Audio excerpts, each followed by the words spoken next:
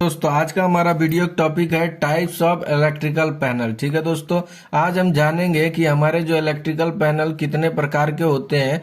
आज इस वीडियो में हम सारे पैनल्स के बारे में देखेंगे। ठीक है दोस्तों, तो वीडियो को स्किप मत करिएगा, वीडियो को शुरू से लास्ट तक देखिएगा। ये वीडियो देखने के बाद आप लोग को पैनल से जुड़े बहुत सारे डाउट्स क्लियर हो जाएंगे। तो चलिए वीडियो स्टार्ट करते हैं बिना किसी देरी। हमारा जो पैनल होते हैं इलेक्ट्रिकल में, ये हमारे दो टाइप्स के होते हैं। एक हमारा होता है HT, ठीक है दोस्तों, और एक हमारा होता है LT। HT मतलब क्या होता है दोस्तों, तो ये हमारा होता है हाई टेंशन। अगर आप हाई टेंशन की जगह पे हाई वोल्टेज भी बोलेंगे तो सेम होता है। ठीक है दोस्तों, कोई कंफ्यूजन नहीं होनी चाहिए कि हाई टेंशन है तो हाई वोल्टेज बोल दिए तो क्या गलत हो जाएगा, नहीं। LT का मतलब होता है लो टेंशन। ठीक है दोस्तों, ये हमारी दो तरह के पैनल्स होते हैं। ठीक है, HT का मतलब क्या होता है दोस्तों, जो हमारी 11 kV, 33 kV, 66 kV, ये जो हमारी जितनी भी वोल्टेज आती हैं जो 11 kV के ऊपर की होती है, वो सब हमारी HT लेवल की वोल्टेज होती है और HT पैनल होता है। ठीक है दोस्तों, अब हमारा LT पैनल क्या होता है, तो ये जो हमारी 440 वोल्ट, 250 वोल्ट, ये सब जो हमारी वोल्टेज होती है ये हमारी LT वोल्टेज होती है और LT में आती है। अब जो हमारा होता है दोस्तों, LT में भी बहुत सारे पैनल्स होते हैं। ठीक है दोस्तों, तो चलिए हम लोग एक एक करके क्लियर करते चलते हैं। जैसे कि हमारा PCC panel, MCC panel, AMF panel,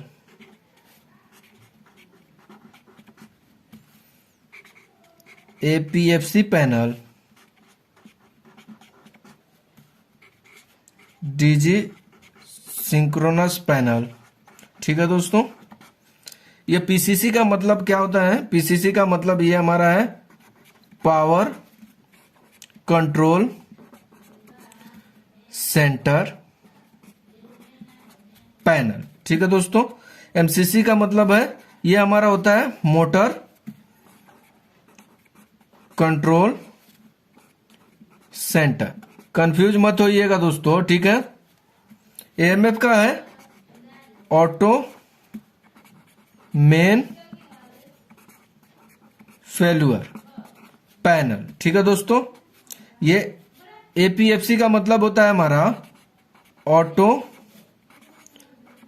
power factor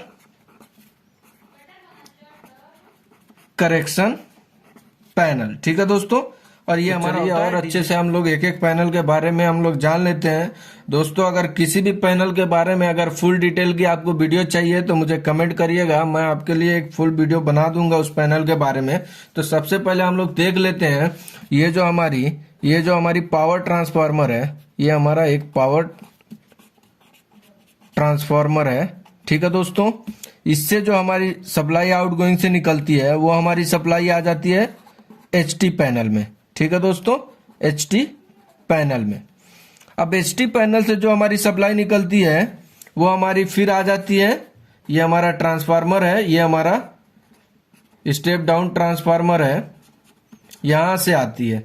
ये हमारा 11 kV से 440 वोल्ट का है, ये हमारा स्टेप डाउन ट्रांसफार्मर। यहां से जो सप्लाई निकलती है दोस्तों वो हमारी आ जाती है LT पैनल में।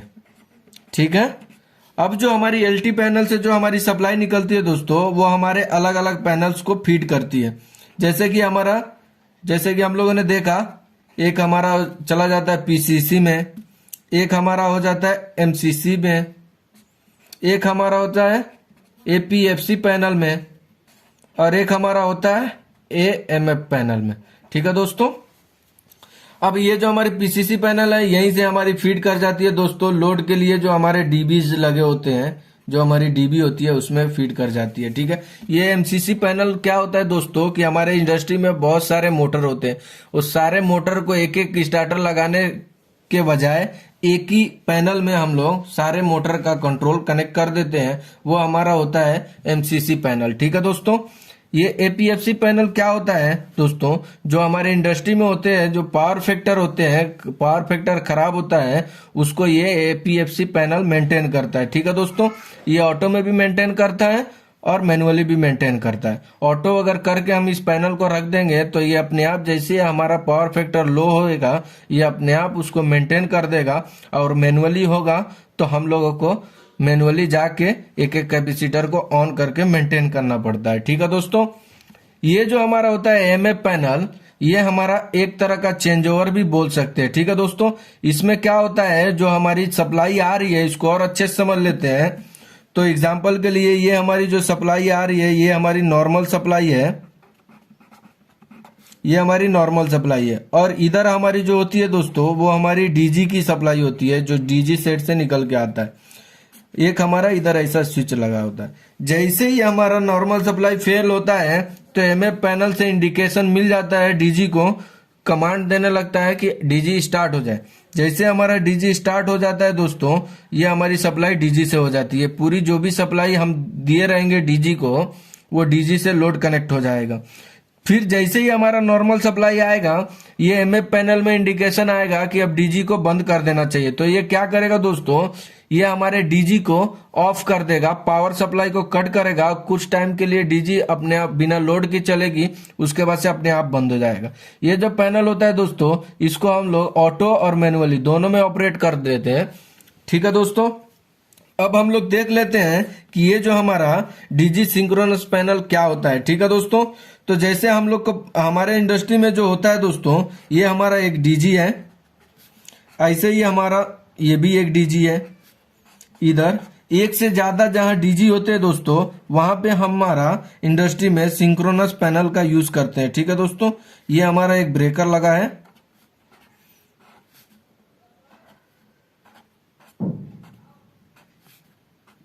ये हमारी सप्लाई एक ही से कनेक्ट है, ये हमारी डीजी है।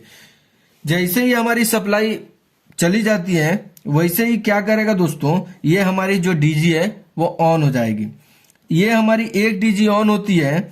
फिर जैसे ही उस डीजी को पता लगता है सिंक्रोनस पैनल से कि एक डीजी से ये लोड कंप्लीट नहीं होएगा, तो वो कमांड देता है कि ये दूसरा डीजी भी ऑन हो जाए। ठीक है, तो जैसे ही हमारा दूसरा डीजी ऑन हो जाता है दोस्तों, ये दोनों डीजी मिलके लोड को डिस्ट्रीब्यूट कर लेते हैं। अगर ये दोनों डीजी से उस लोड डिस्ट्रीब्यूट नहीं होता है, तो ये फिर कमांड देता है कि आगे की डीजी को स्टार्ट करने के लिए। ठीक है दोस्तों, ये इसी के लिए हम लोग सिंक्रोनस पैनल का इस्तेमाल करते हैं कि हमारे जो डीजी होते हैं, एक से ज्यादा जो डीजी होते हैं हमारे इंडस्ट्री में, उसको लोड के हिसाब से कमांड देना कि हमारी कौन से डीजी पे कितना लोड चलना चाहिए, उसके हिसाब से ये सिंक्रोनस पैनल काम करता है। ठीक है दोस्तों, अगर आपको किसी भी पैनल के बारे में फुल वीडियो चाहिए तो आप मुझे कमेंट में कमेंट करिएगा, मैं एक वीडियो बना दूंगा। ठीक है दोस्तों, तो आई होप कि आपको इस छोटे से वीडियो में जरूर कुछ सीखे होंगे। कुछ सीखे तो दोस्तों लाइक करके बताएं, और चैनल पे नए हैं तो सब्सक्राइब करें। ठीक है दोस्तों, थैंक यू।